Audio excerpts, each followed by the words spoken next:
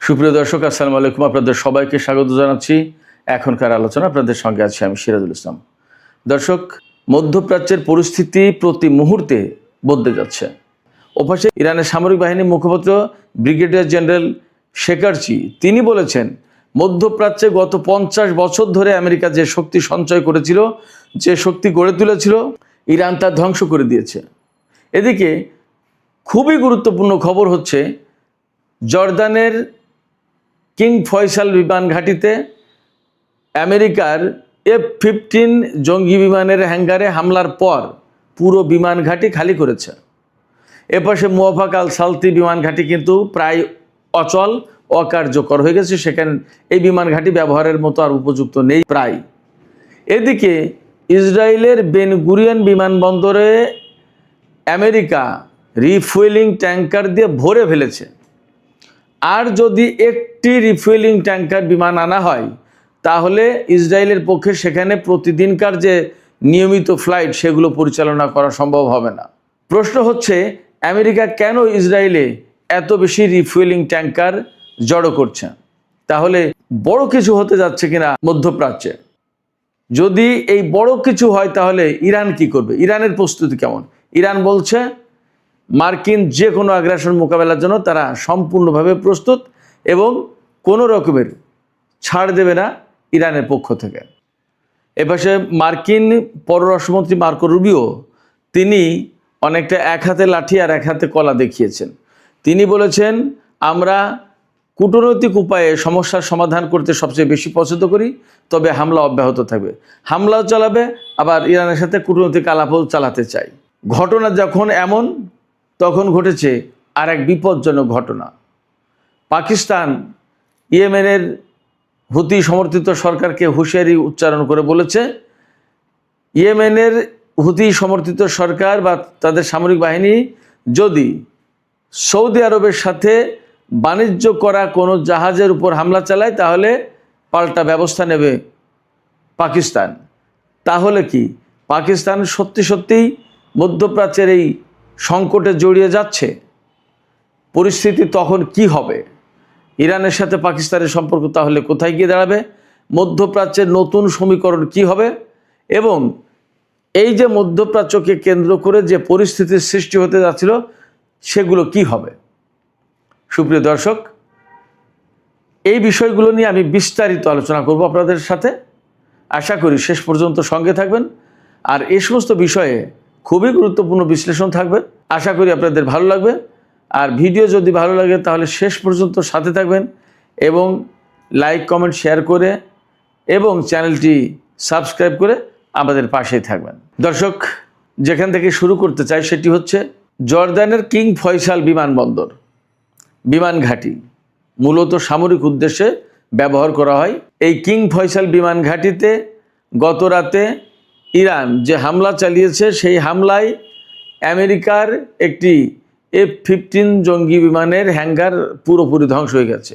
আমি দুপুরের ভিডিওতে বলেছিলাম যে একটি F-15 বিমান ধ্বংস হয়েছে। এখন দেখা যাচ্ছে যে পুরোপুরি হ্যাঙ্গার ধ্বংস হয়েছে। একটা হ্যাঙ্গারে একটা বিমান থাকতে পারে, আবার কয়েকটা বিমানও থাকতে পারে। কয়টা বিমান ধ্বংস হয়েছে তা পরিষ্কার না।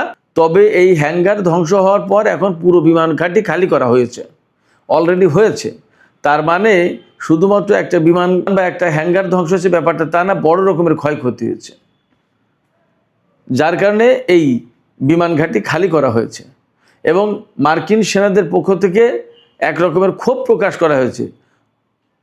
জর্দানের যে সমস্ত বিমান ঘাঁটিতে তাদেরকে রাখা হয়েছে, সে সমস্ত বিমান ঘাঁটি স্ট্যান্ডার্ড না, মানে দেয়ালগুলো, বিল্ডিংগুলোর দেয়ালগুলো ভালো কংক্রিটে তৈরি না এবং ইরানি ক্ষেপণাস্ত্রের আঘাতে মোটেই টিকতে পারছে না সেগুলো। এপাশে জর্দানের মুওয়াফাক আল সালতি যে বিমান ঘাঁটি, সে বিমান ঘাঁটি কিন্তু ইরানের গত কয়েকদিনের দফায় দফায় হামলায় প্রায় অকার্যকর, অচল হয়ে পড়েছে। সে বিমান ঘাঁটি ব্যবহারের আর কোনো খুব একটা সুযোগ নেই। ইরান কিন্তু এই কথাই বলে আসছিল যে আর 2-1 দিন যদি হামলা চালানো যায় ঠিকমতো, তাহলে মধ্যপ্রাচ্যের সমস্ত বিমান ঘাঁটি, বিশেষ করে জর্দানের সমস্ত বিমান ঘাঁটি একদম পুরোটা অচল হয়ে যাবে। এপাশে কুয়েতে গত রাতের হামলায় আরও একটা দূরপাল্লার রাডার সিস্টেম ধ্বংস হয়েছে। ইরানের পক্ষ থেকে বলা হচ্ছে যে মধ্যপ্রাচ্যে আমেরিকার যে সমস্ত ঘাঁটি আছে, সে সমস্ত ঘাঁটিতে গত কিছুদিনের হামলায়, বিশেষ করে এই 11 দিনের হামলায় একেবারে বেশিরভাগ radar system, early warning system, electronic jamming system, electronic warfare system, তারপরে আদার অনেক কিছু সিস্টেম ধ্বংস করা হয়েছে, যার কারণে মধ্যপ্রাচ্যে আমেরিকার যে চোখ, এইগুলো, এই রাডার, এই সমস্ত সিস্টেমগুলো চোখ ছিল, এগুলোতে দিয়ে দেখতো কে ক্ষেপণাস্ত্র মারছে, কে বিমান উড়াচ্ছে, কে ড্রোন হামলা চালাচ্ছে, কোথায় কি, কে কি তৎপরতা চালাচ্ছে, সমস্ত সব কিছু নজরদারি করতো, দেখতো।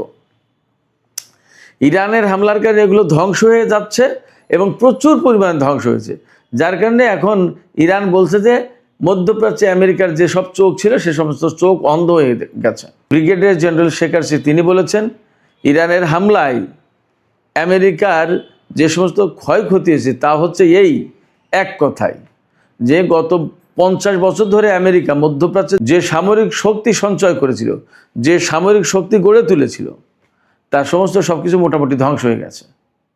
এখন ইরান যে লক্ষ্য নিয়ে কাজ করছে মূলত এখন, সেটা হচ্ছে যে মধ্যপ্রাচ্য থেকে মার্কিন সামরিক ঘাঁটি সব ধ্বংস করে দিয়ে মার্কিন সামরিক বাহিনীকে এখান থেকে বিতাড়িত করে দেবে, এইটা হলো তাদের টার্গেট। এবং ইরান এই টার্গেট নিয়ে যে যুদ্ধ করছে বা হামলা চালাচ্ছে আমেরিকার বিরুদ্ধে বা আমেরিকার ঘাঁটিগুলোতে, আমেরিকা এটা মোটামুটি বুঝে গেছে।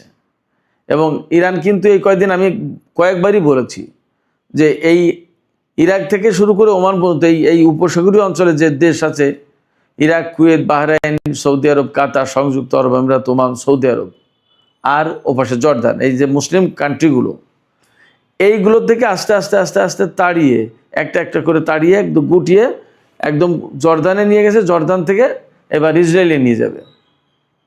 এরপরে যাবে কোথায়? যুদ্ধের ভেতরে যদি এখনই বা আগামী 1 মাসের ভিতরে বা কিছুদিনের ভেতরে যদি যুদ্ধ বিরতি না হয়, তাহলে ইরান একের পর এক হামলা চালাতেই থাকবে। কারণ এই অঞ্চলে তো মার্কিন ঘাঁটিগুলোই ইরানের লক্ষ্যবস্তু। অতএব যখন ঘাঁটি সব শেষ হয়ে যাবে তখন মার্কিন সেনারা থাকবে কোথায়? মার্কিন বিমান রাখার জায়গা থাকবে না, হ্যাঙ্গার থাকবে না, তাহলে রাখবে কোথায়? অতএব এই সমস্ত ঘাঁটিতে যখন থাকতে পারবে না তখন কিন্তু আমেরিকাকে চলে যেতেই হবে। ফাইনালি যখন ইসরায়েলের ভেতরে গিয়ে অবস্থান নেবে, ইসরায়েল কয়টা বিমান রাখবে? তার নিজেরই তো বিমান আছে, তার নিজেরই সামরিক সরঞ্জাম, সেনা, ট্যাঙ্ক ইত্যাদি ইত্যাদি সামরিক সরঞ্জাম সমস্ত সব কিছু আছে। এর ভেতরে আমেরিকা যা, সেগুলো রাখবে কোথায়? অতএব আমেরিকার সামনে আসলেই ভয়ঙ্কর বড় রকমের বিপদ আসছে যদি যুদ্ধ অব্যাহত থাকে। কিন্তু এর ভেতরে মার্কিন পররাষ্ট্রমন্ত্রী বলছেন যে আমরা এই মুহূর্তে ইরানের সাথে সংকট সমাধানের ব্যাপারে কূটনীতিকেই তো ভালোবাসি, আমরা এটাই প্রিফার করি, আমরা এটাই চাই যে কূটনৈতিক উদ্যোগের মাধ্যমে সমস্যার সমাধান হোক, তবে ইরানের উপর হামলা বন্ধ হবে না।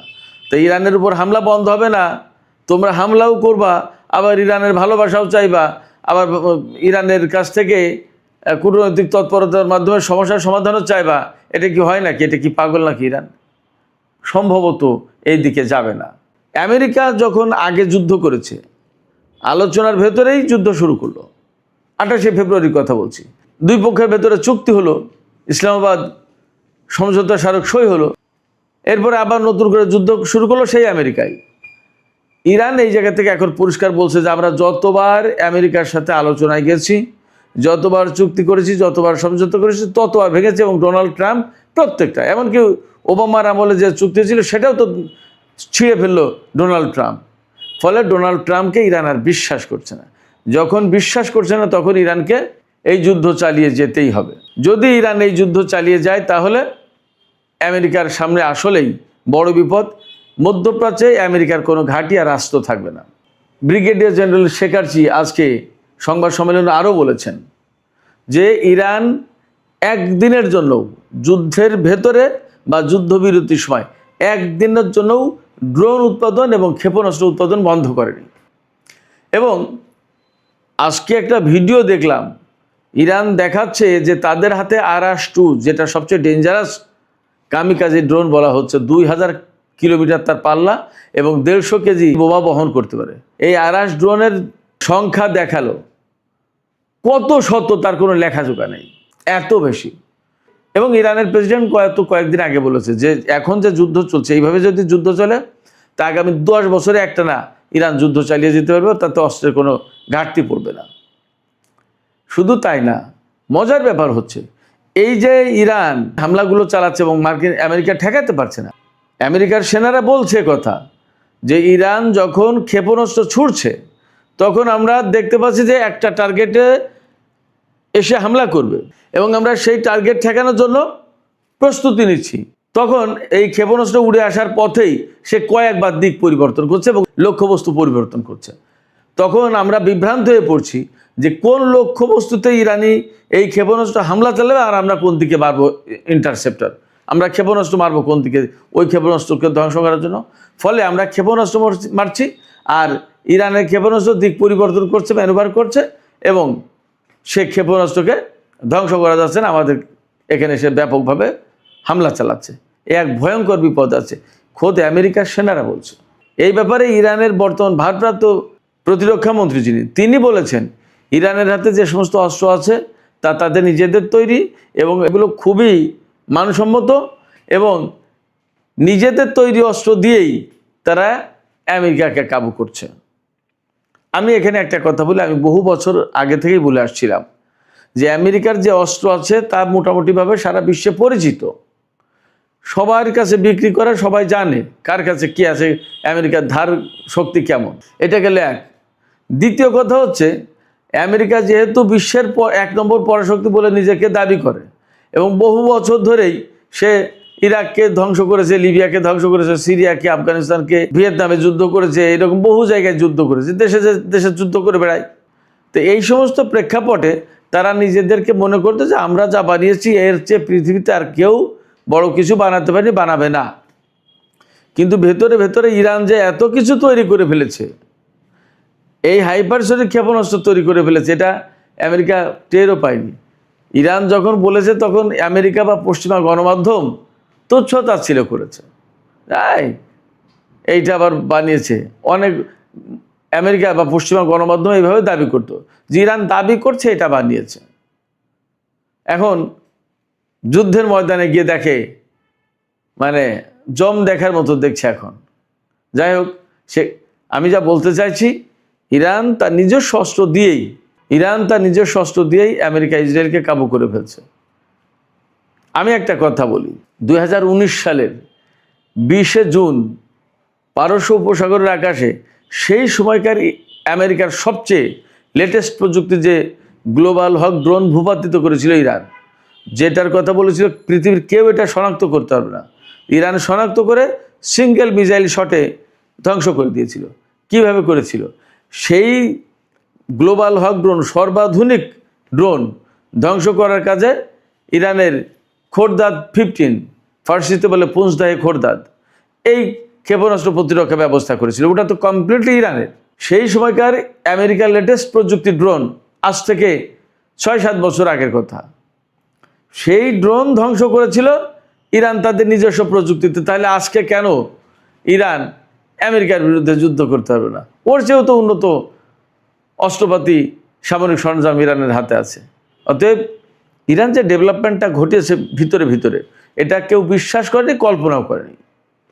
এই সুবিধাটা এখন ইরান যুদ্ধের ক্ষেত্রে প্রতিদিন এক এক ধরনের চমক দেখাচ্ছে, প্রতিদিন এক এক ধরনের ঘটনা ঘটাচ্ছে, যেটা আমেরিকা কল্পনাও করেনি। আপনারা কল্পনা করতে পারেন মধ্যপ্রাচ্যে এত এত মার্কিন ঘাঁটি, এত বিশাল ব্যবস্থা, সেন্টকমের সদর দপ্তর কাতারের আল উদেইদ বিমান ঘাঁটিতে, এগুলো ধ্বংস করে দেবে পৃথিবীর কেউ কল্পনা করেছিল? আমেরিকা এগুলোর ভিকটিম, এগুলোর শিকার এখন, এটাই বাস্তবতা। যাই হোক সুপ্রিয় দর্শক, আমি এবার ইসরায়েলের বেন গুরিয়ন বিমানবন্দরে আমেরিকা বহু সংখ্যক রিফুয়েলিং ট্যাঙ্কার রেখেছে। কত ট্যাঙ্কার রেখেছে, কেন রেখেছে, এই বিষয়গুলো নিয়ে একটু আলোচনা করি। ইসরায়েলের বেন গুরিয়ন বিমানবন্দরে আমেরিকা 33টি রিফুয়েলিং ট্যাঙ্কার বিমান রেখেছে এবং আরও 7টি বিমান রাখতে চাই। এই বেন গুরিয়ন বিমানবন্দর বা ইসরায়েলের বিমান অথরিটির যে মহাপরিচালক শ্যারন কেদি, তিনি বলছেন আর একটি বিমানও রাখার মতো জায়গা নেই বেন গুরিয়ন বিমানবন্দরে। যদি আর একটি বিমান রিফুয়েলিং ট্যাঙ্কার বিমান রাখা হয় তাহলে প্রতিদিন অন্তত 30টি ফ্লাইট বাতিল করতে হবে। একটা বিমান রাখলে 30টি ফ্লাইট বাতিল করতে হবে, তার মানে প্রতিদিন 5,000 টিকিট ক্যান্সেল, বাতিল হবে। পরিস্থিতি কতটা ভয়াবহ কোথায় দেখেন। তার মানে আমেরিকার বিপুল সংখ্যক রিফুয়েলিং ট্যাঙ্কার এখন ইসরায়েলের ঘাঁটিতে। প্রশ্ন হচ্ছে, কেন ইসরায়েলের বিমান ঘাঁটিতে রিফুয়েলিং ট্যাঙ্কার? এই রিফুয়েলিং ট্যাঙ্কার ইসরায়েলের বিমান ঘাঁটিতে এই কারণে আমার কাছে দুটো ব্যাখ্যা হতে পারে, আমি দুটো বিশ্লেষণ দিচ্ছি। একটা হচ্ছে ইরানের উপরে চরমতম হামলা হবে। আমি পরশু বা গতকালকে বলেছি যে প্রচণ্ডতম হামলা চালানোর জন্য আমেরিকা তার ম্যাক্সিমাম শক্তি এখানে আনছে, যার কারণে হিউজ বিমান হামলা করবে। এই বিমান হামলা চালানোর জন্য বেশিরভাগই ইসরায়েলের ঘাঁটি থেকে বা জাহাজ থেকে হবে। তো তখন বিমানের ফুয়েল দরকার হবে এবং একের পর এক হামলা চলতেই থাকবে। বিমানের জ্বালানি শেষ হবে, আকাশ থেকে নেবে আবার শুরু করবে। ব্যাপারটা যদি তাই হয় তাহলে অনেক রিফুয়েলিং ট্যাঙ্কার দরকার।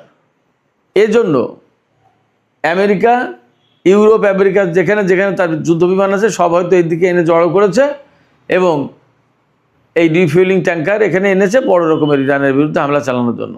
এটা একটা কারণ হতে পারে।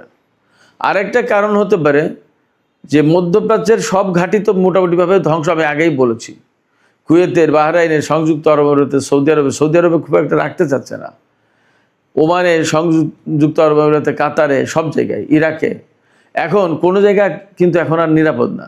সেক্ষেত্রে এই সমস্ত ঘাঁটিতে যে সমস্ত বিমান ছিল সব বিমান রিফুয়েলিং ট্যাঙ্কার এখন নিয়ে বেন গুরিয়ন বিমানবন্দরে জড়ো করেছে, এমন হতে পারে। দুটো, অর্থাৎ ঘাঁটি, মধ্যপ্রাচ্যের ঘাঁটিগুলো ধ্বংস হয়ে যাওয়ার কারণে রিফুয়েলিং ট্যাঙ্কার ওখানে নিয়ে রেখেছে ইসরায়েলে, অথবা ইরানের উপরে ভয়াবহ হামলা চালাবে তার জন্য দুনিয়ার সব রিফুয়েলিং ট্যাঙ্কার এখানে জড়ো করেছে।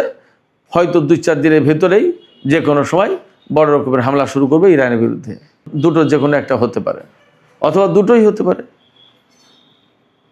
এদিকে মার্কিন প্রেসিডেন্ট ডোনাল্ড ট্রাম্প কিন্তু বলেছেন যে হরমুজ প্রণালীতে যদি ইরান একটা জাহাজের উপর হামলা চালায় তাহলে আমরা একটা সেতু এবং একটা রেল লাইন এর উপর হামলা চালাবো। তার মানে দাঁড়াচ্ছে আমেরিকার পক্ষ থেকে কিন্তু এমন নেই যে ঠিক আছে ভাই সমস্ত সব কিছু বাদ দাও, আমরা মীমাংসা আসি, আমাদের যে চুক্তি হয়েছিল সেই চুক্তি আমরা আবার শুরু করি, এমনটা না। তারা দুটোই, অর্থাৎ ওই তলারটাও খাচ্ছে, গাছেরটাও খাচ্ছে। তারা বলছে যে হামলাও চলবে আবার কূটনীতিও চালাবে। তো এটা কি চালাবে নাকি? ইরান কি একদম এত পাগল? ইরান একথা বলেছে, ইরান তো এতটা দুর্বল অবস্থায় যায়নি বা তারা জ্ঞান বুদ্ধিহীন হয়ে পড়েনি যে আমেরিকার এই হুমকি এবং কূটনীতি এই দুটো একসাথে চালাতে দেবে ইরান, এমনটা মনে হয় করতে দেবে না। সেক্ষেত্রে হয় আমেরিকাকে কূটনীতির পথ বেছে নিতে হবে অথবা যুদ্ধের পথ বেছে নিতে হবে। এটাই আমেরিকাকেই বেছে নিতে হবে। ইরান কিন্তু এখন বলছে কূটনীতি না, এখন আমরা যুদ্ধের ভেতর দিয়েই ফয়সালা করব।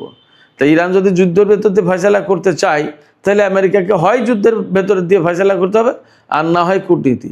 কূটনীতির কথা যদি বলতে হয় তাহলে একদম সমস্ত সব কিছু বাদ দিয়ে ভালোভাবে কূটনীতির কথা বলতে হবে, তা না হলে ইরান যাবেও না। এবং ইরান আদৌ কূটনীতির পথে যাবে কিনা সেটা নিয়েই সন্দেহ আছে। সুপ্রিয় দর্শক, পরিস্থিতি যখন এমন, অর্থাৎ ইসরায়েল, আমেরিকা এবং ইরানের ভেতরে এখন কিন্তু প্রচণ্ড উত্তেজনা, ইসরায়েলও কিন্তু যে কোনো মুহূর্তে জড়িয়ে পড়তে পারে। সেই জায়গায় পাকিস্তান নতুন ঘটনা ঘটিয়েছে। পাকিস্তান বিবৃতি দিয়ে বলছে 2-3টা কথা বলেছে। একটা হচ্ছে উদ্বেগ প্রকাশ করেছে, একটা নিন্দা জানিয়েছে এবং একটা হুমকি দিয়েছে। উদ্বেগ প্রকাশ করেছে কি, যে সৌদি আরবকে এই যুদ্ধের ভেতরে টেনে নেওয়ার চেষ্টা করা হচ্ছে, এটা অত্যন্ত উদ্বেগজনক। আর নিন্দা হচ্ছে যে বাব আল মানদেব প্রণালী যে বন্ধ করে দিয়েছে ইয়েমেনের হুতি সমর্থিত সরকার বা সেনাবাহিনী, এটার নিন্দা জানিয়েছে। আর হুমকি দিয়েছে বাব আল মানদেব প্রণালী দিয়ে যে পাকিস্তানের জাহাজ চলাচল করে এটা যদি টার্গেট করে সৌদি আরবে যায়, সৌদি আরবের সাথে ব্যবসা করে, এই ব্যবসা বাণিজ্যের জাহাজ যদি হুতিরা টার্গেট করে তাহলে পাকিস্তানও হুতিদের বিরুদ্ধে ব্যবস্থা নেবে। এই 3টা কথা। এরপরে কমন একটা বক্তব্য দিয়েছে যে সৌদি আরবের স্বাধীনতা, সার্বভৌমত্ব, নিরাপত্তা ভৌগোলিক অখণ্ডতা, তার স্বার্থ, এটা পাকিস্তানের দেখার দায়িত্ব রয়েছে। ফলে কেউ যদি সৌদি আরবকে যুদ্ধে জড়িয়ে দেয় তাহলে পাকিস্তান এই অনুযায়ী ব্যবস্থা দিতে বাধ্য। তার মানে হচ্ছে সৌদি আরব এবং ইয়েমেনের ভেতরে যদি এখন যুদ্ধ লাগে তাহলে পাকিস্তান যুদ্ধে জড়িয়ে যাবে, মোটামুটি সেই বার্তাই পাকিস্তানের পক্ষ থেকে দেওয়া হয়েছে। সৌদি আরব এবং পাকিস্তানের ভেতরে বছরে 480 কোটি থেকে 500 কোটি ডলারের ব্যবসা বাণিজ্য হয়। এর ভেতরে প্রায় 415 কোটি ডলারের পণ্য সৌদি আরব থেকে আমদানি করে পাকিস্তান, আর বাকিটা পাকিস্তান সৌদি আরবে পাঠায়। এর মধ্যে 2.9 অর্থাৎ 290 কোটি থেকে 300 ডলারের তেল এবং তেলজাত পণ্য আমদানি করে সৌদি আরব থেকে পাকিস্তান। সেই হিসেবে গড়ে দেখা যায় পাকিস্তান প্রতিদিন সৌদি আরব থেকে 50 থেকে 60 হাজার ব্যারেল তেল আমদানি করে। এটা কিন্তু একদম কম না। সৌদি আরব যদি পাকিস্তানে তেল পাঠাতে না পারে অথবা সৌদি আরবের কাছ থেকে যদি পাকিস্তান তেল কিনতে না পারে, হুতি সমর্থিত সামরিক বাহিনী যদি পাবাল বান্ধব প্রণালীতে বাধা দেয়, তাহলে এইখানে বলছে পাকিস্তান যে তারা প্রয়োজনীয় ব্যবস্থা নেবে হুতিদের বিরুদ্ধে। তার মানে কি যুদ্ধে জড়িয়ে যাবে। অথবা যদি সৌদি আরব এই মধ্যপ্রাচ্যের ক্রাইসিসে যদি যুদ্ধে জড়িয়ে যায় তাহলে পাকিস্তান তার পক্ষে জড়াতে বাধ্য চুক্তি অনুযায়ী। আসলে বাস্তবতায় কি হবে, বাস্তবে কি হবে সেটা দেখার অপেক্ষা। কিন্তু পাকিস্তান যদি এইভাবে জড়িয়ে যায় তাহলে কি দাঁড়াবে? তাহলে একদম সহজ যে কথা সেটা হচ্ছে ভয়াবহ ভ্রাতৃঘাতী যুদ্ধ শুরু হবে। ইরান আলটিমেটলি পাকিস্তানের বিরুদ্ধে তখন যুদ্ধ করতে বাধ্য হবে যদি পাকিস্তান যুদ্ধ করে। তখন এতদিন যে সহযোগিতার সম্পর্ক গড়ে উঠেছিল, বিশেষ করে এই যুদ্ধকে কেন্দ্র করে পাকিস্তানের সাথে যে ইরানের ঘনিষ্ঠতা হলো, ইরানের প্রেসিডেন্ট পাকিস্তান সফর করলো, পাকিস্তানের প্রধানমন্ত্রী, সেনা প্রধান থেকে শুরু করে কত কত মানুষ ইরান সফর করলো, বাণিজ্যিক লেনদেন হচ্ছে, সীমান্ত খুলে দিচ্ছে, রেল লাইন প্রতিষ্ঠা হচ্ছে, আরও অনেক কিছু। সেই জায়গায় এখন পাকিস্তান যদি জড়িয়ে যায় তাহলে ইরানের জন্য সেটা ভয়ঙ্কর একটা বিপদের কারণ, সংকটের কারণ। কি করে ইরান তার প্রতিবেশী পাকিস্তানের সাথে যুদ্ধ করবে? সুপ্রিয় দর্শক, এখনকার আলোচনা এখানে শেষ করতে চাই। আলোচনা শেষের আগে আপনাদের কাছে প্রশ্ন করি, আপনারা কি ভাবছেন? ইসরায়েলের বেন গুরিয়ন বিমানবন্দরে আমেরিকা যে 33টি রিফুয়েলিং ট্যাঙ্কার অর্থাৎ জ্বালানি বিমান রেখেছে, জ্বালানি সরবরাহ করার বিমান রেখেছে, আরও 7টি বিমান আনতে চায়। এই যে এত এত জ্বালানি ট্যাঙ্কার বিমান ইসরায়েলে জড়ো করা হচ্ছে, এটা কি ইরানের বিরুদ্ধে হামলার জন্য, নাকি ইরানের হামলায় বিভিন্ন ঘাঁটিতে টিকতে না পেরে এই সমস্ত বিমান ইসরায়েলের এই বেন গুরিয়ন বিমানবন্দরে আনা হচ্ছে? আসলে কি আপনাদের মতামত কি? সর্বোপরি মধ্যপ্রাচ্য কি আসলে ভয়াবহ একটা যুদ্ধের মুখোমুখি কিনা? আপনাদের মতামত জানিয়ে কমেন্টে লিখতে পারেন। আর ভিডিও ভালো লাগলে লাইক, কমেন্ট, শেয়ার করবেন এবং চ্যানেলটি সাবস্ক্রাইব করে সাথেই থাকবেন। দর্শক, আপনাদের সবাইকে অনেক অনেক ধন্যবাদ। আল্লাহ হাফেজ।